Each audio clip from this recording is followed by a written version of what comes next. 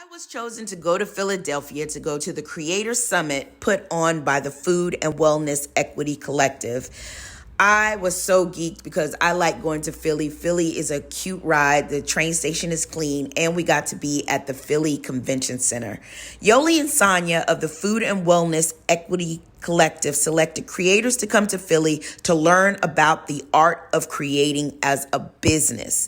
We learned about the newest trends to look out for, and we were giving tools of inspiration and motivation. It was also the last time the Natural Food Expo would be in Philly, and I got to see all of the great natural products that are already on the market and those that are coming to the market. What I really enjoyed is that I am learning that by going to these events, it's almost like you get the first look of the things that are going on, and it inspires you to tweak what you're already doing, and it puts you in a room with your peers who have tips and trips that you probably never even thought of. I also realized that this is an investment. The creators industry is $1 billion industry, and there is room for everyone, and I can't wait to see what my piece is going to look like.